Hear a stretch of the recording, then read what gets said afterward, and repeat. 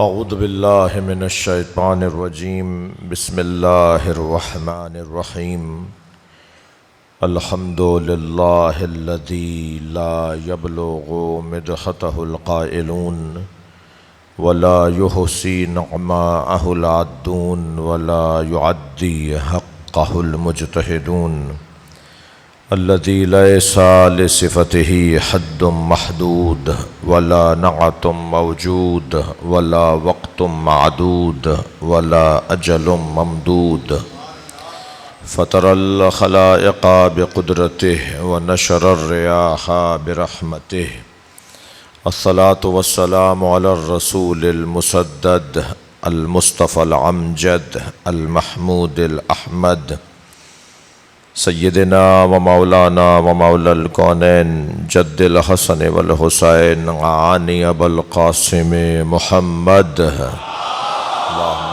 صل علی محمد وآلہ الطیبین الطاہرین المعصومین الذین قال اللہ انما یرید اللہ لیذہب عنکم الرجس اہل البیت ویطہرکم تطہیرا اللہم صل علی محمد ولعنۃ اللہ علی اعدائہم اجمعین من یوم عداوتہم الی قیام یوم الدین اما بعد قال الحکیم فی قرآن الکریم بسم اللہ الرحمن الرحیم یا ایہا الذین آمنوا من یرتد منکم عن دینہ فسوف یأتی اللہ بقوم یحبهم ویحبونہ اذلۃ علی المؤمنین اعزۃ علی الکافرین یجاہدون فی سبیل اللہ ولا یخافون لومۃ لائم ذالک فضل اللہ یؤتیہ من یشاء واللہ واسع علیم انما ولیکم اللہ ورسولہ والذین آمنوا الذین یقیمون الصلاة ویؤتون الزکاة وهم راکعون صلوات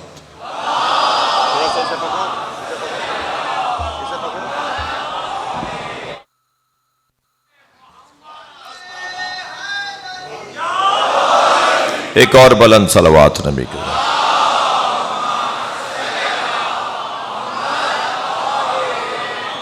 اس سے بلند صلوات پڑھ لیجئے اللہم صل علی محمد وعلی محمد سورہ مبارکہ مائدہ کی مسلسل 2 آیتیں میں نے آپ کے سامنے پڑھی ہیں 54ویں آیت اور 55ویں آیت واقعی طور پر 54ویں آیت 55ویں آیت کا مقدمہ ہے یعنی پہلی آیت میں یہ بتایا جا رہا ہے کہ موحد کون ہوتا ہے، مسلمان کون ہوتا ہے اور مولائی کون ہوتا ہے. جی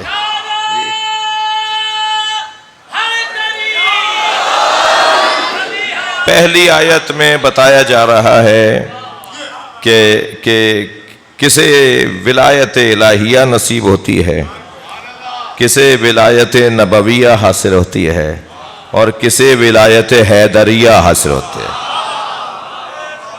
اور اللہ نے 3 ولایتوں کو ہر باکمال کے لیے قرار دیا ہے. جی اللہ نے 3 ولایتوں کو قرار دیا ہے، ولایت اللہ کی، ولایت رسول اللہ کی اور ولایت علی کی. اب بہرحال ہر ایک کی مرضی ہے کہ وہ قرآنی ایمان اسلام رکھے یا اپنے پسند کا اسلام رکھے. تو قرآنی اسلام جو ہے وہ 3 ولایتوں کا اعلان کر رہا ہے.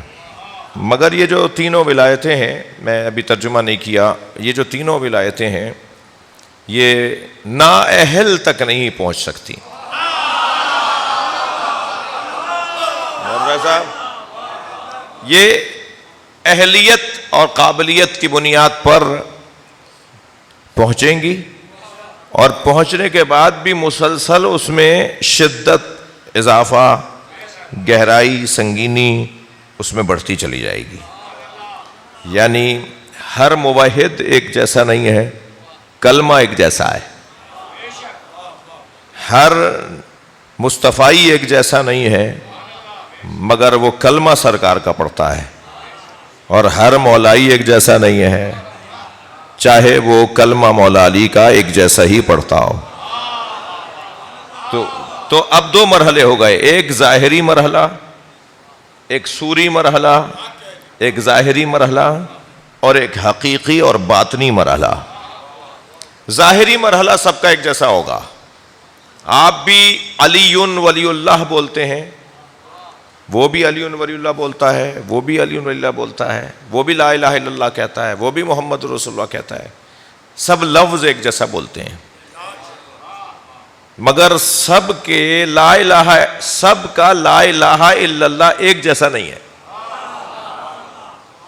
سب کا محمد الرسول اللہ ایک جیسا نہیں ہے، سب کا علی ولی اللہ ایک جیسا نہیں ہے۔ ہر سورے کے آغاز میں بسم اللہ لکھی ہوئی ہے، تو اللہ قرآن کے آغاز میں ایک ہی بسم اللہ لکھ دیتا، وہ سارے پورے قرآن کے لیے کافی ہوتی، لیکن یہ ہر سورے پر وہی الفاظ، لفظ وہی ہیں، مگر ہر سورے کے مطابق مطلب بدل جائے گا۔ جی سورہ مبارکہ مثلا ممتحنہ کی بسم اللہ اور سورہ مبارکہ حجرات کی بسم اللہ ایک نہیں ہے، بھائی میری بات جا رہی ہے؟ نہیں، یعنی ہر سورے کی بسم اللہ اس سورے کے مطابق مطلب دے گی۔ ظاہری طور پر تو وہی بے سے شروع ہو رہی ہے بات اور رحیم کی میم پہ جا کے ختم ہو رہی ہے، تو بظاہر تو ایک جیسا ہے مگر ایک جیسا نہیں ہے۔ ایسے ہی لا الہ الا اللہ زید کا اور ہے، بکر کا اور ہے، اقبال کا اور ہے، معین الدین چشتی کا اور ہے۔ جی لا الہ الا اللہ، توجہ، لا الہ الا اللہ میرا اور آپ کا اور ہے، سلمان فارسی کا اور ہے، جی ابو ذر غفاری کا اور ہے، جی اور پھر اور آگے بڑھوں، مولا حسین کا اور ہے، علی کا اور ہے، نبی کا اور ہے، یعنی ان ہستیوں کا ایک جیسا ہے، ان ہستیوں کا ایک جیسا ہے۔ تو ایک ظاہری بیان اور خطاب اور الفاظ ہے، اور ایک حقیقی اور واقعی مطلب ہے، ٹھیک ہو گیا؟ تو اب یہ تینوں ولایتیں، ترجمہ پہلے سن لیجئے، تھوڑا سا آپ کی توجہات میرے ساتھ ہیں، میرے گلے کی خستگی آپ کی سماعت سے ازالہ پائے گی۔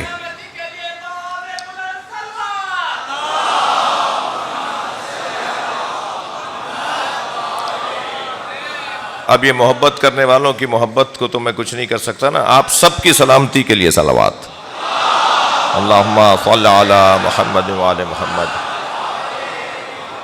بات آگے بڑھے، اب ذرا ترجمہ سن لیجئے، پہلی 54ویں آیت شاہ صاحب، یا ایھا الذین آمنوا من یرتد منکم عن دینہ، اے صاحبان ایمان اگر تم میں سے کوئی ایک بھی دین سے پھر گیا، بات ہو رہی ہے صاحبان ایمان سے، تم میں سے کوئی بھی اگر دین سے پھر گیا، فسوف یأتی اللہ بقوم، تو یہ مت سمجھنا، اب یہ میرا محاوراتی ترجمہ ہے، تو یہ مت سمجھنا کہ تمہارے جانے سے ہمارا دین لپٹ جائے گا، تمہارے جانے سے ہمارا اسلام ہی ختم ہو جائے گا، تمہارے چلے جانے سے امام بارگاہ کو تالا پڑ جائے گا، تمہارے جانے سے مسجد بند ہو جائے گی، تمہاری وجہ سے مجلس نہیں ہو رہی، تمہاری وجہ سے جلوس نہیں نکل رہا، یہ تمہاری وجہ سے سارے کام نہیں ہو رہے، تمہاری عزت ان کی وجہ سے ہے،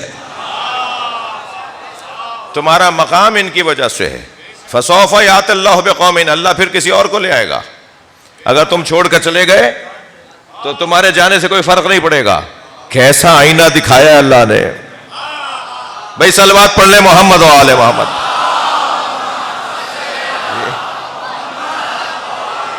بہت بڑا مجمع ہے، باہر تک لوگ بیٹھے ہوئے ہیں، بلند تر صلوات پڑھیں گے، اللہم صل علی۔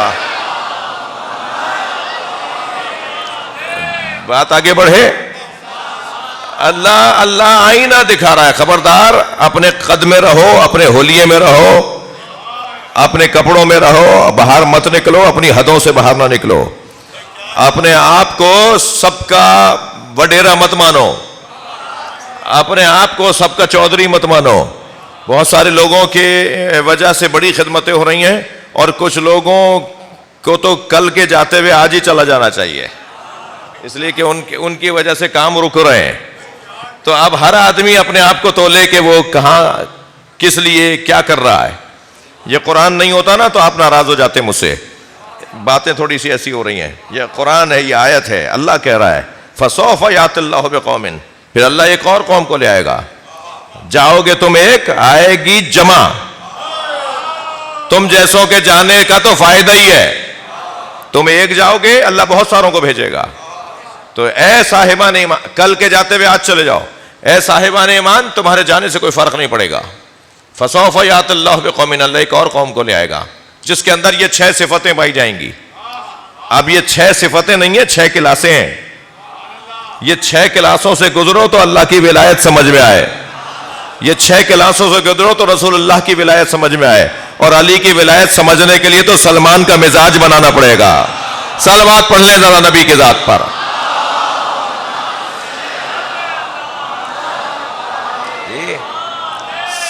سب سے پہلی صفت یحبہم, اللہ ان سے محبت کرتا ہوگا.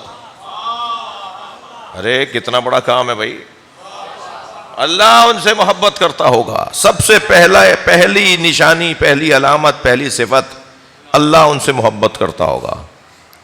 یحبہم یحبونہ, وہ بھی اللہ سے محبت کرتے ہوں گے. بات دو طرفہ ہے, معیار اتنا اونچا ہے. اچھا, اس وقت مجلس میں اسکول چلانے والے لوگ بھی بیٹھے ہوں گے, کالجز اور یونیورسٹیز کے پروفیسر حضرات اور وائس چانسلر حضرات بھی ممکن ہے بیٹھے ہوں یا سن لیں. ٹھیک ہے, اسکول کا جو ذمہ دار ہوتا ہے نا, وہ اتنا اونچا معیار رکھتا ہے, اسے اس سے فکر نہیں ہوتی کہ 1000 بچوں میں سے مثلاً 1000 کو پاس ہونا چاہیے. وہ پاس ہونے کو معیار قرار. میں بات ان کی کر رہا ہوں جو اسکول خدمت کے لیے چلا رہے ہیں, جو تعلیم کی خدمت میں کام کر رہے ہیں. وہ کہتا ہے کہ ان میں سے پھر مجھے ان چند لوگوں کو نکالنا ہے. یہ ماحول تو 1000 لوگوں کا ہے. جب کسی نے آیت اللہ خوئی سے پوچھا کہ جی نجف اشرف میں 5000 طالب علم ہیں, باقاعدہ پڑھنے والے تو 500 ہیں. یہ بھائی کلپ مت بنا لینا جی, طالب علم تو 5000 ہیں, باقاعدہ تو پڑھنے والے 500 ہیں. تو انہوں نے فرمایا کہ ان 5000 کی وجہ سے ہی تو یہ 500 پڑھتے ہیں. جی بہت سارے لوگوں میں سے کچھ نکلتے ہیں. جی بھیڑ میں سے کچھ لوگ منفرد ہوتے ہیں. مجمع میں کھو جانے والے اور ہیں, مجمع میں ممتاز ہو جانے والے اور ہیں. تو اب کس معیار کی ولایت تک پہنچنے کے لیے کس معیار کو اللہ نے قرار دیا ہے, ایک کلاس بتا رہا ہے اللہ. کلاس کیا ہوگی؟ سب سے پہلے یحبہم, اللہ ان سے محبت کرتا ہوگا. اللہ کی محبت کے تقاضے اور ہیں, اور بندے کی محبت کے تقاضے اور ہیں. اللہ کی, میں تفسیر میں جاؤں گا تو مجھے خوف ہو رہا ہے کہ بہت دیر پہلے ہی ہو چکی ہے. یحبہم, آپ ترجمہ سن لیجئے, کہیں میرا دیکھتا ہوں کہ کہاں مجھے رک جانا چاہیے تھوڑی دیر کے لیے. یحبہم, اللہ ان سے محبت کرتا ہو. یحبونہ, وہ بھی اللہ سے محبت کرتے ہوں گے. تیسری صفت کیا ہے؟ اذلۃ علی المؤمنین, وہ مومنین سے اکڑتے نہیں ہوں گے, مومنین سے لڑتے نہیں ہوں گے, وہ مومنین سے تکبر نہیں کریں گے. کیسا قاعدہ ہے؟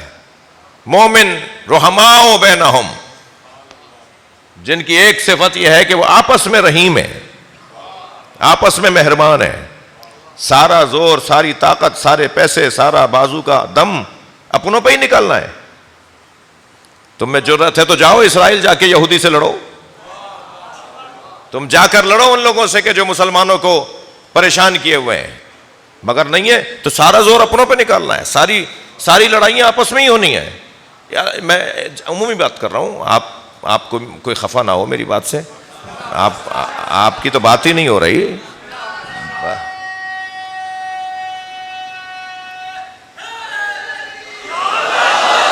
اذلۃ علی المؤمنین, مومنین کے سامنے خاکسار. یہ تیسری صفت. چوتھی صفت سنیں گے, اعزۃ علی الکافرین, مگر کافروں سے وہ اکڑ کر بات کرتے ہوں گے. جی یہ چوتھی صفت. پانچویں صفت سنیں, یجاہدون فی سبیل اللہ, مسلسل اللہ کی راہ میں جہاد کرنے والے. ہاتھ پر ہاتھ رکھ کر بیٹھنے والا علی والا نہیں ہوتا. مسلسل جدوجہد, مسلسل کوششیں, کچھ نہ کچھ کرتے رہنا, کچھ نہ کچھ خدمت کرتے رہنا. یجاہدون فی سبیل اللہ. اور پھر چھٹی صفت, لا یخافون لومۃ اللائم. میں تو کہتا ہوں یہ جو چھٹی صفت ہے نا, اسے لیڈر حضرات, قومیات کے لوگوں کو اور مخلص لوگوں کو جب دل آزاریوں کا سامنا ہوتا ہے تو انہیں فریم کروا کے اپنے گھروں میں لگانا چاہیے. آتے جاتے آیت کے اس حصے پہ جب نگاہ جائے گی تو سب لوگوں کی دل آزاریاں اس ایک آیت سے ازالہ پا جائیں گی. اور وہ جملہ کیا ہے؟ لا یخافون لومۃ اللائم. آیت کا حصہ, خبردار ملامت کرنے والوں کی ملامت سے وہ خوف زدہ نہیں ہوتے. ساری دنیا مذمت کرتی رہے, اللہ راضی ہے. سب مذمت کرتے رہیں, رسول اللہ خوشنود ہے. ساری دنیا ایک طرف ہو جائے, علی مولا راضی ہے. کوئی پریشانی کی بات نہیں ہے, ہونے دیں ساری دنیا کو ایک طرف. میرا ضمیر مطمئن ہونا چاہیے. اندر کا سپاہی آواز دے, کسی باہر والے سپاہی سے روک ٹوک کی ضرورت کیا ہے؟ اندر سے آواز آئے کہ تم سچے ہو, تم صحیح ہو, تم حق پر ہو. اور اگر اندر سے ہی مذمت آ رہی ہے, اندر سے ہی ناراضگی آ رہی ہے, تو بس یہ کمزوری ہے. لا یخافون لومۃ اللائم. 6 صفتیں ہو گئیں. اللہ ان سے محبت کرتا ہے, وہ اللہ سے محبت کرتے ہیں. اس معیار کا وجود کون ہو سکتا ہے؟ ہمیں اس معیار کا وجود ایک تو خیبر کے میدان میں نظر آیا. بھائی جو بات سننا چاہ رہے ہیں وہ تھکے نہیں, اپنی آوازوں کو آزاد کریں گے. محفل مجلس کے اندر بیٹھ کر ہمیں ثابت کرنا ہے کہ ہم مجلس میں بیٹھے ہیں. خیبر کا میدان ہے, 40 دن تک جنگ لڑی جاتی رہی, فتح نہیں ہو رہی تھی, تو نبی نے فرمایا کل میں علم اسے دوں گا. لَأُعْطِيَنَّ رَایَةً غَدًا رَجُلًا كَرَّارًا غَيْرَ فَرَّارٍ يُحِبُّهُ اللَّهُ وَيُحِبُّهُ اللَّهُ وَرَسُولُهُ. کل میں علم اسے دوں گا جو کرار ہوگا, مرد ہوگا, غیر فرار ہوگا, اللہ اور اللہ کا رسول اسے چاہتا ہوگا, وہ بھی اللہ اور اللہ کے رسول کو چاہتا ہوگا. صلوات بر محمد و آل محمد.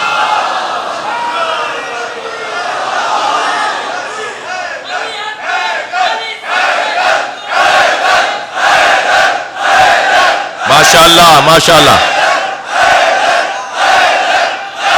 بلندتر صلوات نبی اور آل نبی پر. اللہم صل علی محمد و آل محمد.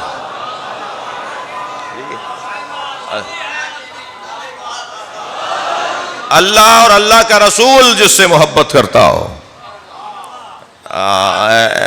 اہل ولا تشریف فرما ہے, صاحبان مودت لوگ بیٹھے ہیں جی. کل میں علم اسے دوں گا جو رجل ہوگا, کرار ہوگا. علماء کرام تشریف فرمائے, خاص طور پہ مولانا نازل حسین محمدی صاحب جی, علامہ اعجاز صاحب, ابرار بھائی بھی جوہری صاحب کے ساتھ بیٹھ کر بہت کچھ سیکھ چکے ہیں, اور بلکہ شاید بہت سو کو, تو شاہ صاحب, یہ سارے جن میں بہت سے لوگوں کو دیکھ رہا ہوں, شخصیات بیٹھی ہوئی ہیں, صاحبان ادب بیٹھے ہوئے ہیں, مرثیہ پڑھنے اور لکھنے والے لوگ بیٹھے ہوئے ہیں, ادیب حضرات تشریف فرمائے ہیں. اللہ آپ سب کو اپنی حفاظت میں رکھے. ڈاکٹر ظفر حیدر صاحب تشریف فرمائے ہیں. بڑی مجلس بڑی سنگین ہے, مجلس سنگین ہے. تو میں ایک جملہ کہوں کہ یہ جو کرار کا مطلب جو ظاہری طور پر لیا گیا ہے نا, کہ میدان میں پلٹ کر حملہ کرنے والا, پلٹے جھپٹے. تو جب ایک صاحب یہ ترجمہ کر رہے تھے تو میرے حلق سے اتر نہیں رہا تھا, اس لیے نہیں, مجھے بات سمجھ میں آ رہی تھی کہ علی تو وہ ہے ہی نہیں جو پلٹ کر آئے. علی سے بچ کے کوئی جاتا نہیں ہے اور علی کے پیچھے کوئی آتا نہیں ہے. تو یہ کیا مطلب نکلے گا اس کا؟ یا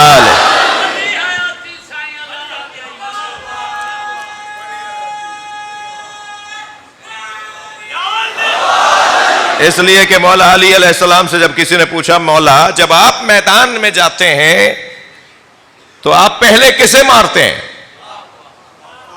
بھائی میدان میں اتر کے آپ گھوڑے پہ بیٹھے ہوئے کو مارتے ہیں جو اونٹ پر بیٹھ کے آیا ہو, جس نے زیادہ لوہا پہنا ہوا ہو, لمبے قد والے کو مارتے ہیں.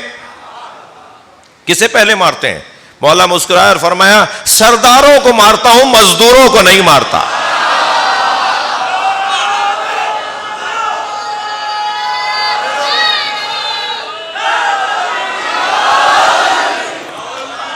تاکہ کم سے کم خون بہے. جی, سرداروں کو مارتا ہوں تاکہ کم سے کم خون بہے, مزدوروں کو نہیں مارتا. پھر اسی پوچھنے والے نے ہم پہ کرم کیا اور مولا سے پوچھ لیا, یا علی, ہم اگر میدان میں جنگ کے موقع پر جنگ گھمسان کی ہو اور ہمیں آپ سے بات کرنی ہو, آپ سے ملنا ہو, کوئی مشورہ کرنا ہو, کوئی رہنمائی لینی ہو, تو میدان میں آپ کہاں ملیں گے؟ تو حضرت میدان جنگ کے آداب سے آشنا لوگ جانتے ہیں کہ جنگ لشکر جو ہے وہ دستوں میں تقسیم ہوتا ہے.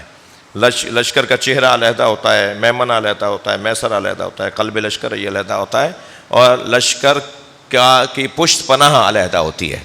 یعنی لشکر جو میدان میں آ چکا ہوتا ہے اس کے علاوہ بھی ایک تعداد ہوتی ہے جو انہیں اس وقت بھیجا جاتا ہے کہ جس وقت میں ضرورت پڑ رہی ہوتی ہے. تو لشکر مختلف تقسیمات کا عنوان رکھتا ہے. تو پوچھنے والے نے پوچھا کہ مولا, جب ہم آپ سے میدان میں ملنا چاہیں تو آپ کہاں ملیں گے؟ تو حضرت نے فرمایا جہاں میں گھوڑے سے اترتا ہوں وہیں کھڑا رہتا ہوں, نہ میں کسی کے پیچھے بھاگتا ہوں اور نہ کوئی میرے پیچھے آ پاتا ہے. میں ایک ہی جگہ کھڑا ہو کر لڑتا رہتا ہوں, جو بھی سامنے آتا رہتا ہے میرا اس کا مقابلہ ہوتا رہتا ہے. اب پوچھنے والے نے اور احسان بڑھا دیا, اس نے کہا مولا, جب آپ کے سامنے آپ کا دشمن آتا ہے تو آپ کو کیسا لگتا ہے؟ فرمانے لگے مجھے اس پہ رحم آتا ہے, اس لیے کہ وہ مجھے دیکھ کر گھبراتا ہے, اور گھبرائے ہوئے کو مارنا علی کی صفت نہیں ہے. کیا کمال ہے. علی مولا میں ضدیں جمع تھیں, تھکے ہوئے تو نہیں ہیں آپ؟ علی مولا میں ضدیں جمع تھیں, جامع الازداد ذات علی کی. ان ضدوں میں ایک ضد یہ ہے کہ جو میدان میں اترا ہوا ہے وہ مہربان نہیں ہوتا. بھائی تھوڑا وہ گردن ہلا دینا بات جائے تو. جو لڑنے گیا ہے, جو مارنے گیا ہے, جو سر اتارنے گیا ہے وہ مہربان نہیں ہوتا, اور جو سر اتارنے جاتا ہے وہ مہربان نہیں ہوتا, جو مہربان ہوتا ہے وہ سر اتارنے نہیں جاتا. رحمت للعالمین میدان میں اسی لیے تو نہیں جاتے تھے. سرکار کو اللہ نے کہا فقاتل المنافقین والمشرکین ولا تکلف علی نفسک ولا تکلف الا نفسک. خبردار اے میرے حبیب سنو, اللہ اپنے حبیب سے بات کر رہا ہے, اپنے نبی سے بات کر رہا ہے کہ قتل کریں, قاتل فعل امر, قتل کریں, ماریں مشرکوں اور منافقوں کو, اور یہ کام نہ کرے مگر آپ کا نفس کرے.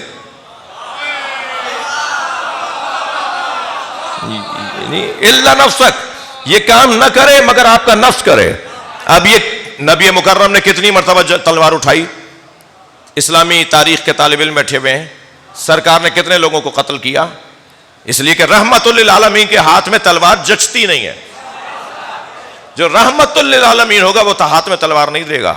تو تبھی تو اللہ نے کہا تھا کہ لا تکلف الا نفسک, یہ کام نہ کرے مگر کرے تو آپ کا نفس کرے. تو وہ کون ہے جو نبی کا نفس ہے؟ وہ وہی ہے جو میدان مباہلہ میں انفسنا کے درجے پر گیا ہے. ہم اپنے نفس لاتے ہیں, تم اپنے نفس لاؤ. وہ وہی ہے, توجہ جملے کے اوپر قدر کیجئے گا, محسوس کیجئے گا, وہ وہی نفس مصطفیٰ ہے جو سویا تو نفس مصطفیٰ تھا, اٹھا تو نفس اللہ ہے. جو شب ہجرت سویا تو نبی کی جان تھا, اٹھا ہے تو نفس اللہ بن گیا. یہ امت علی کی برابری نہیں کر سکتی تو علی کے مولا محمد کی برابری کیسے کرے؟ مولا علی کی برابری جی, نبی ہم جیسے, تم علی جیسے تو ہو کے دکھاؤ جی, تم مولا علی کے بیٹے حسین کی طرح تو ہو کے دکھاؤ, پھر بات کرنا کہ نبی جیسے ہو, پھر بات کرنا کہ نبی تم جیسے ہیں جی. خبردار اب یہاں مولا جب میدان میں اتر رہے ہیں تو کیا تلوار لے کر اتر رہے ہیں، اور تلوار لے کر اتر رہے ہیں تو ایک عجیب انداز ہے. علی نے فرما دیا کہ مجبور پر ہاتھ اٹھانا کریم کی علامت نہیں ہے. تو جو میدان چھوڑ کر بھاگ رہا ہوتا تھا وہ مجبور ہوتا تھا، اور بھاگتے ہوئے علی تلوار اٹھاتے نہیں تھے. جانے دو اسے، جانے دو، یہ میدان چھوڑ کے جا رہا ہے. یہ چھوڑ کے جانا ہی تو ہار ماننا ہے، اور جو ہار ماننا ہے اس سے لڑائی کیسی ہے؟ ہار مان لی، ختم ہو گئی بات. اور جس ذات کے اندر ضدیں جمع ہوں، مہربان ہے تو جنگجو نہیں ہے، جنگجو ہے تو مہربان نہیں ہے. ایسا ہی ہے. اب میدان میں اترے میں میرے مولا سامنے والے کا جواب دیا، اس کی تلوار ٹوٹ گئی. تلوار جو ٹوٹی تو نہتے پہ علی ہاتھ نہیں اٹھاتے. علی مولا نے اپنی تلوار نیام میں رکھ لی، اپنے گھوڑے کو دلدل کو موڑ کے جانے لگے کہ ایک مرتبہ اسی کی آواز آئی، حبلی سیفک یا علی، یا علی اپنی تلوار مجھے دے دیں. علی مولا نے ایک لمحہ نہیں لگایا، اپنا گھوڑا موڑا، تلوار نکال کے اس کی طرف پھینک دی. فضا میں اڑتی ہوئی تلوار آ رہی تھی، اس نے جھپٹی پکڑی اور تلوار لے کے مولا کی طرف آیا. اب جیسے جیسے علی کے قریب تلوار لے کر آ رہا تھا، ایسے ایسے علی مولا کے چہرے کا اطمینان اسے مار رہا تھا. بھائی تھوڑی گردن ہلا دو، بات جا رہی ہے تو. ایسے اسے مولا کے چہرے کا اطمینان اسے مار رہا تھا. قریب آ کے تلوار تان کے کہنے لگا، کوئی اپنے قاتل کو تلوار دیتا ہے؟ حضرت فرمایا پہلے قاتل تھا پھر سائل ہو گیا تھا. علی سے مانگنے والا خالی ہاتھ نہیں جاتا.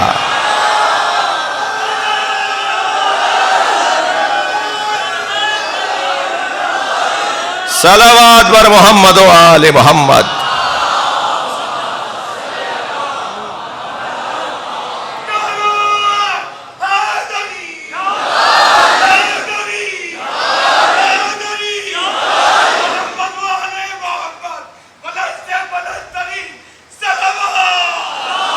اللہم صلی علی محمد و آل محمد. توجہ کر لیا آپ نے؟ اب جس سے اللہ محبت کرتا ہو اور وہ اللہ سے محبت کرتا ہو، پھر اس کی کیفیتیں کچھ اور ہیں. جن میں یہ 6 صفتیں پائی جائیں گی، جان لو تمہارا ولی اللہ ہے، تمہارا ولی اللہ کا رسول ہے، اور تمہارا ولی وہ ہے جس میں یہ 3 صفتیں پائی جائیں گی. مولا علی کے تو اللہ بھی چاہتا ہے علی کی بات زیادہ ہو. اپنے بارے میں ایک جملہ کہا ہے، رسول اللہ کے بارے میں ایک جملہ کہا ہے. علی مولا کی جب بات آئی تو اللہ بھی 3 جملے کہہ رہا ہے. ہمیں کیوں قصوروار ٹھہراتے ہو بھائی کہ تمہارے یہاں تو ہر بات علی کی ہوتی ہے، علی کی بات زیادہ ہوتی ہے. ہم کیا کریں، اللہ بھی یہی چاہتا ہے، اللہ بھی یہی چاہتا ہے کہ علی کی بات زیادہ ہو. لہذا 3 جملے مولا علی کے لیے. کون؟ تمہارا ولی اللہ ورسولہ والذین آمنوا الذین آمنوا ویقیمون الصلاۃ ویؤتون الزکاۃ وہم راکعون. کیونکہ وہ یؤتون الزکاۃ وہم راکعون ایک صفت ہے جو حالت رکوع میں زکات دیتا ہے. یؤتون الزکاۃ وہم در حالی کے وہ ہوتا ہے کس میں؟ راکعون، رکوع کی حالت میں. تو 3 صفتیں ہو گئیں، ایمان، نماز کا قیام، اور حالت رکوع میں زکات. تو اب اگر آپ اذانوں میں کہہ دیتے ہیں علی ولی اللہ کے بعد وصی رسول اللہ و خلیفۃ بلا فاصل، تو زیادہ سے زیادہ اگر آپ بات کر رہے ہیں تو ولی بھی ہیں، وصی بھی ہیں، خلیفہ بھی ہیں. تو اللہ بھی یہی چاہتا ہے کہ علی کی بات زیادہ کرو. جی اللہ بھی یہی چاہتا ہے مولا علی کی بات زیادہ ہو. اور پھر جو ان ولایتوں کا حامل ہو جائے، جو اس مقام پر کہ اسے یہ ولایتیں نصیب ہو جائیں، تو پھر اس کو اللہ حزب اللہ کہہ کے یاد کرتا ہے. بعد والی آیت، اس کے بعد والی آیت کا جو وَمَن يَتَوَلَّ اللَّهَ وَرَسُولَهُ وَالَّذِينَ آمَنُوا، اس کے بعد والی یعنی 56ویں آیت.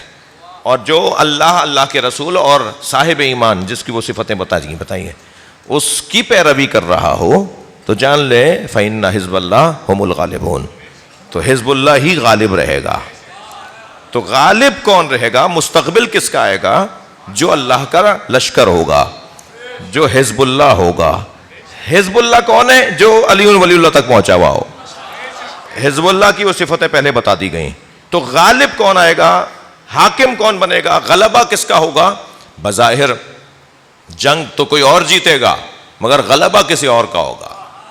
ایسا ہو سکتا ہے کہ جنگ کوئی اور جیتے مگر غلبہ کسی اور کا ہو جائے. جنگ جیتنے والے کربلا میں یزیدی تھے مگر غلبہ حسین کا ہے. آپ دیکھ لیجئے, غلبہ حسین کا ہے. یہ بار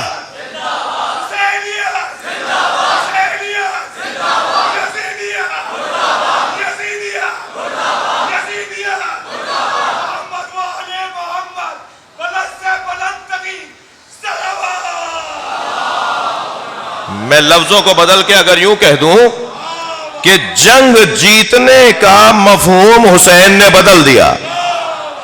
اب سے پہلے تلواروں والے جیتتے تھے, اب خون والا جیتے گا. اب سے پہلے مارنے والے جیتتے تھے, اب شہید ہونے والا جیتے گا. جی مفہوم فتح و نصرت کا, فتح و شکست کا مولا حسین نے تبدیل کر کے رکھ دیا. اب قیامت تک نظریے کی جیت کو جیت کہا جائے گا. توجہ ہے حضرات کی؟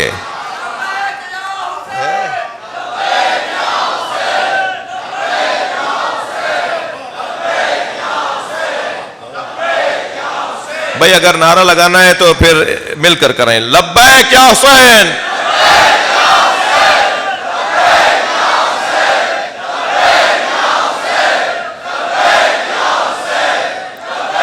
بلند تر صلوات محمد و آل محمد پر. بتائیے کربلا میں کون جیتا؟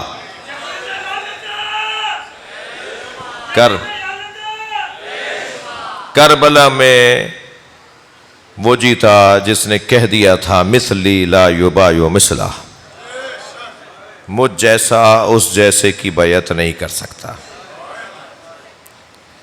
یزید سے حسین ایسے جیتے کہ خود یزید کا بیٹا اپنے باپ پر لعنت کر کے اترا. جی ایسے جیتے امام حسین. ادھر خود یزید کا بیٹا معاویہ, جس کو ہم کہیں گے رحمت اللہ علیہ, اس لیے کہ اس نے اپنے باپ کی جگہ پر بیٹھ کر ایک خطبہ دیا اور خطبہ دے کر ممبر سے اترایا یہ کہہ کر کہ میں اس جگہ نہیں بیٹھوں گا, اتنی دیر بھی اس لیے بیٹھا ہوں تاکہ میں اپنے باپ کا کارستانی بتاؤں, اپنے باپ کا جرم بتاؤں. بہت سے بچوں کو شاید یہ بات نہیں ہو, دہرانے کی ضرورت ہے بار بار. دادا کے نام پہ پوتے کا نام تھا یزید کا بیٹا معاویہ. وہ خطبہ دیتا ہے اور اپنے باپ کے جرم کا اعلان کرتا ہے کہ میرے باپ نے مارا ہے. آج 1400 سال کے بعد یزید کے کچھ بچے پیدا ہوئے ہیں جو کہتے ہیں کہ یزید نے کچھ نہیں کیا تھا, اور یزید کا اپنا بچہ کہہ رہا تھا جی کہ میرے باپ کے ہاتھوں پر اہل بیت کا خون ہے, میں اس کرسی پر نہیں بیٹھوں گا جہاں میرا باپ بیٹھا تھا اور تشت میں حسین کا سر تھا. اجرکم اللہ. سنی شیعہ نے لکھا ہے, یہ جو معاویہ ابن یزید کا خطبہ ہے وہ سنی شیعہ نے لکھا ہے. پھر خود یزید نے اقرار کیا. جی وکیلوں کی اور گواہوں کی ضرورت وہاں ہوتی ہے کہ جہاں مجرم اقرار نہ کرے. جی وکیل آ کر کہہ رہے ہیں نہیں اس نے نہیں کیا تھا, وہ خود کہہ رہا ہے میں نے کیا ہے. وہ خود کہہ رہا ہے لعبت بنو ہاشم بالملک فلا جاء خبر ولا وحی نزل لیت اشیاخی ببدر, کاش میرے بدر کے ماموں چاچا دادا ہوتے, دادا کا بھائی ہوتا, کاش میرے دادا کا بھائی اور میرا ماموں ہوتا. جی تو وہ دیکھتے کہ میں نے حسین سے اپنے بڑوں کا بدلہ لے لیا. وہ کہہ رہا ہے کرسی پر بیٹھ کر کے کوئی وحی نہیں, کوئی قرآن نہیں, کوئی فرشتہ نہیں, کوئی قرآن نہیں ہے, کوئی اللہ نہیں ہے. یہ بنی ہاشم نے ایک اعلان کیا اور ایک حکومت بنانے کا راستہ نکالا، اور آج میں نے ان کے خاندان کو مار دیا۔ اور آج 1400 سال کے بعد بڑے بڑے مفتیوں کو بھی یہ نہیں پتا، وہ بھی پھر آ کر کہتے ہیں کہ مجھ پر ثابت نہیں ہے۔ جس نے یزید کے پیچھے جا کر کھڑے ہونے کی بات کی ہے نا، تو لعنت اس سے پہلے ان پہ گئی ہے۔ لعنت سے مراد یہ والی بے شمار نہیں ہے، یہ تو آپ نے محبت کا اظہار کر دیا۔ لعنت کا مطلب ہے برکتوں کا اٹھنا۔ لعنت یہ جو ابھی آپ نے کہا، یہ تو سوری دکھانے والی اور سننے والی لعنت ہے۔ کچھ اثرات بھی ہیں لعنت کے، کچھ نتیجہ بھی ہے لعنت کا۔ ایسے ہی صلوات کا بھی کوئی نتیجہ ہے۔ جس کی زندگی میں برکت نہ ہو، اس کی زندگی میں لعنت ہے۔ برکت ہی اڑ جاتی ہے جو بھی اس گھرانے کی حمایت میں کھڑا ہو جاتا ہے، یعنی یزید اور یزید کے گھرانے کی حمایت میں، اہل بیت کے دشمنوں کی حمایت میں کھڑے ہونے والی کی زندگی سے برکت اڑ جاتی ہے۔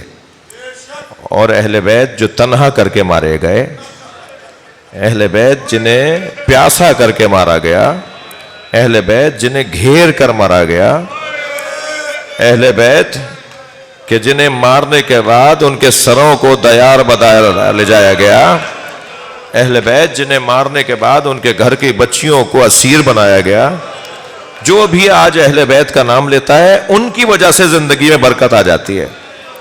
میرے بھائی ابھی علامہ اعجاز صاحب بھی، سہیل شاہ صاحب بھی یہ باہر سے پڑھ کر آ رہے ہیں۔ ذاکرین یہاں آئے ہوئے تھے، اب کہیں اور گئے ہیں، کہیں اور گئے ہوئے تھے، واپس آ رہے ہیں۔ ہم دنیا میں اتنی عزت، اتنا احترام، یعنی لوگ ہمارے اوپر قربان ہوئے چلے جا رہے ہیں، اپنی ساری نعمتیں ہمارے حوالے کر رہے ہیں۔ ہماری آمد مولا حسین نے فرمایا تھا 1400 سال پہلے، راہوں سے رستوں سے ایسے ہوتی ہے، امام حسین نے فرمایا تمہاری آمد، تمہارا آنا جانا ایسا ہے جیسے بادشاہوں کا آنا جانا ہوتا ہے، لوگ اپنی نعمتیں تمہارے حوالے کر دیتے ہیں۔ یہ صرف ہماری وجہ سے ہے، یہ تم سے جو پیار ہے۔ تو جو بھی اہل بیت کے ساتھ جا کے کھڑا ہو گیا اس کی زندگیوں میں برکت آ گئی، اور جو بھی اہل بیت کے دشمنوں کے ساتھ جا کے کھڑا ہوا اس کی زندگی میں لعنت، یعنی چین، سکون، برکت ہی ختم ہو گئی۔ اتنا بڑا مجمع، بہت سے لوگوں کو زمین پر اتنی دیر بیٹھنے کی عادت نہیں ہے، بہت سارے لوگوں کی عادت ہے کہ وہ نرم جگہ پہ بیٹھتے ہیں، مگر اتنی دیر سے آپ بیٹھے ہوئے ہیں، آپ کو کوئی تکلیف نہیں ہو رہی نا؟ یہ تو میں نے کہہ دیا تو شاید آپ کو احساس بھی ہو گیا، ورنہ بہت سے لوگ تو باہر اور زیادہ، آپ تو پھر بھی کارپیٹ پہ بیٹھے ہیں، بہت سے لوگ شاید باہر اس سے اچھا نہیں ہوگا جی، تکلیف میں بیٹھے ہیں نا، مگر ضمیر مطمئن ہے۔ اور ہم سب ایک بیوی کو شکل دکھانے آئے ہیں، وہ ہے حسین کی ماں زہرا۔ اجرکم اللہ، اجرکم اللہ۔ اللہ آپ کو کسی غم میں نہ رلائے سوائے غم اہل بیت میں رونے رلانے میں قرار دے۔ آج کی اس مجلس میں تو ویسے ہی ہماری حاضری کچھ اور ہونی چاہیے جی۔ ہمارے کسی بڑے کا انتقال ہو جائے تو اس کا سوئم بڑے شان سے ہوتا ہے۔ ہمارے ابھی عزیز کا، ہمارے محترم خدمت گزار بھائی کا بھی انتقال ہوا۔ ٹیٹو بھائی کا نام کیا ہے؟ نام کیا ہے ان کا؟ مسرور بھائی کا جنازہ ہے کل نماز ظہرین کے بعد۔ بہت خدمت گزار آدمی، کار خیر انجام دینے والا جی۔ ہمارے کسی عزیز کا انتقال، کسی ملنے والے کا انتقال ہو جائے تو سویم میں بن بلائے آتے ہیں۔ چہلم کا تو انتظار ہوتا ہے کہ پرچہ آئے گا، ہمیں بلایا جائے گا، ہمیں آگاہ کریں گے کہ چہلم کب ہے، مگر سویم میں کوئی انتظار نہیں کرتا کہ فون آئے۔ سویم میں بن بلائے آ جایا جاتا ہے۔ آج حسین کا سویم ہے، اجرکم اللہ۔ آج علی اکبر کا سویم ہے، آج حضرت عباس کا سویم ہے۔ جو جہاں بیٹھا ہے اپنی آواز کو آزاد کرے گا، تکلف کر کے نہیں روئیں گے۔ اللہ آپ کو کوئی غم نہ دے سوائے غم اہل بیت میں رونے رلانے والوں میں قرار دے۔ عزادارو، آج اون و محمد کا سویم ہے، آج حضرت قاسم کا سویم ہے، اور جو رونے آئے ہیں جملہ کہوں، آج علی اصغر کا سویم ہے۔ آج رباب کے بچے کا سویم ہے. اجرکم اللہ. آج حسین کا سویم ہے. اللہ اکبر. سویم تک ہمارے گھروں میں چولہا نہیں جلتا. سنی شیعہ کے ہاں یہ حکم شرعی ہے کہ سوگ 3 دن کا ہوگا. سویم تک چولہا نہیں جلتا. عزیز و اقارب کھانا لے کر آتے ہیں, عزیز و اقارب کھانے دیتے ہیں, کھچڑی دیتے ہیں. اس گھر کے اندر چولہا نہیں جلتا. اس گھر کے غمزدہ لوگوں کو یہ نہیں ہوتا کہ تم کھانا پکاؤ. کہا نہیں, عزیز لے کر آئیں گے. سلام ہو حسین کی غربت. حسین کے سویم تک کوئی پانی پلانے والا نہیں تھا. ہاں, امام حسین کے سویم تک حسین کے بچوں کو تازیانے مارے گئے. اجرکم اللہ, اجرکم اللہ. امام حسین کے سویم کے دن کیا ہو رہا ہے؟ جناب زینب کو کوفے کے بازار میں داخل کیا جا رہا ہے. اجرکم اللہ, اجرکم اللہ. جو جہاں بیٹھا ہے اپنی آواز آزاد کرے گا. تیسرا دن تھا. بچے بھوک اور پیاس سے چہرے ان کے کملا گئے تھے. ایک چھوٹے بچے نے دوسرے بچے سے کہا مجھے بھوک لگ رہی ہے. چھت پہ کھڑی ہوئی ایک خاتون نے سن لیا کہ یہ جو اسیروں کا قافلہ جا رہا ہے, ان میں جو بچے ہیں وہ بھوکے ہیں. تو اپنی کنیز کو کہا کہ جاؤ صدقے کی کھجوریں لے جاؤ اور نیت کر لو کہ تمہارا مالک میرا شوہر سفر پر گیا ہوا ہے, وہ ساتھ خیریت سے لوٹ آئے, اس کا صدقہ جا کے دے دو. جب وہ لے کر گئی نا کھجوریں, تو ایک بچے نے ہاتھ ہی بڑھایا تھا کہ جناب زینب کی دور سے آواز آئی, الصدقۃ علینا حرام, صدقہ ہم پہ حرام ہے. اس بچے نے کھجور کو ہاتھ نہیں لگایا, مگر وہ خاتون جو سن رہی تھی, جو کھڑی دیکھ رہی تھی, وہ نیچے اتر کر آئی اور جناب زینب کے پاس آ کر کہنے لگی, بی بی صدقہ تو اہل بیت پہ حرام ہے. اجرکم اللہ, اجرکم اللہ. اللہ آپ کو کسی غم میں نہ رلائے. بی بی صدقہ تو اہل بیت پہ حرام ہے. آپ کون ہیں جو کہہ رہی ہیں کہ صدقہ ہم پر حرام ہے؟ ایسے میں اگر کوئی جاننے والا مل جائے, غربت میں اگر کوئی جاننے والا مل جائے نا, تو دل کرتا ہے اسے لپٹ کے روئے. جب کوئی پریشانی ہو اور کوئی آشنا مل جائے تو دل کرتا ہے اسے لپٹ کے رویا جائے. جیسے ہی اس نے کہا نا صدقہ تو اہل بیت پہ حرام ہے, تو جناب زینب کی آواز آئی, تو اہل بیت کو پہچانتی ہے؟ کہنے لگی اہل بیت کے فرد فرید کو حسین کہتے ہیں. میری بیوی نے فرمایا حسین کی بہن کو جانتی ہے؟ تو 2 قدم آ کے کہنے لگی بازار نہ ہوتا تو نام بتاتی. اجرکم اللہ, اجرکم اللہ. اللہ آپ کو کوئی غم نہ دے. میں نے حسین کی بہن سے قرآن پڑھا ہے, میں نے حسین کی بہن سے تفسیر قرآن پڑھی ہے. بس یہ جملہ کہا, جناب زینب کی آواز آئی, ام حبیبہ پہچان, یہ تیرے سامنے زینب کھڑی ہے. ہاتھ پیر کانپنے لگے, مولا حسین کہاں ہے؟ کہ وہ جو نیزے کی انی پر سر ہے وہ حسین کا ہے, وہ علی اکبر ہے, وہ قاسم ہے. اجرکم اللہ. بہت گریہ ہو گیا, مجلس ہو گئی, مگر آپ ایک منزل اور میرے ساتھ آگے آ جائیے. یوں تو مجلس مکمل ہو گئی, گریہ اس سے زیادہ مولا قبول فرمائے آپ سے. آپ کا یہ رونا, آپ کی آوازیں, آپ کی آنکھوں میں آنسو, یہ بڑا کام آئیں گے قبر کے اندر. یہ قبر میں بڑا کام آئیں گے. اجرکم اللہ. جی 3 دن تک جس کا لاشا دھوپ میں رہا ہو,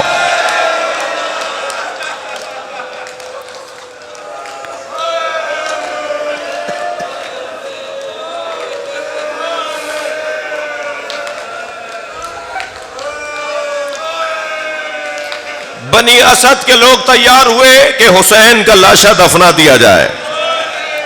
بیلچے کھدال ہاتھ میں لے کر اپنے گاؤں سے نکلے. سامنے میدان میں امام حسین کا لاشا. تیسرا دن ہے نبی زادے کا لاشا. یہ وہی حسین ہے جسے گود میں لے کے زہرا نے چکی پیسی. یہ وہی حسین ہے جس کا جھولا جبریل جھلاتا تھا. تو 3 دن سے بغیر کفن کے بغیر دفن کے بنی اسد چلے ہیں کہ امام حسین کو دفنائیں کہ سامنے سے گھوڑ سوار آتا دیکھا تو یہ سمجھے کہ کوئی حکومت کا کارندہ ہے، تو ایک دوسرے کو آوازیں دیں کہ واپس چلے جاؤ، کہیں مخبری نہ ہو جائے، کہیں ہمیں سزا نہ دی جائے۔ تو دور سے جو آ رہا تھا نا، اس نے آواز دی، انا زین العابدین، میں علی ابن الحسین ہوں، مجھے تمہاری مدد کی ضرورت ہے، رک جاؤ۔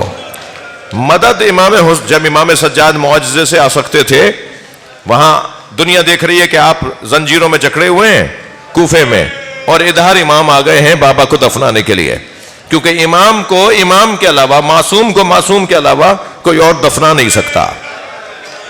جی یہ وہی قاعدہ ہے جس قاعدے کے مطابق امام محمد تقی امام رضا کو دفنانے کے لیے، امام کو غسل و کفن دینے کے لیے خراسان پہنچے تھے 8 سال کی عمر میں۔ وہی قاعدہ ہے کہ معصوم کو معصوم۔ جناب زہرا کا جنازہ مولا علی نے کیوں غسل دیا؟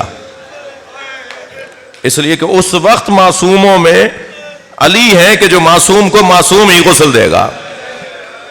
ایک علت جناب زہرا کو غسل دینے کی مولا علی کی ایک علت یہ ہے کہ ایک مرتبہ فرمایا، مجھے اب مولا جو معجزے سے آ سکتے تھے تو معجزے سے سارے کام بھی ہو جاتے، مگر گواہ بنانا تھا، تاریخ بنانی تھی۔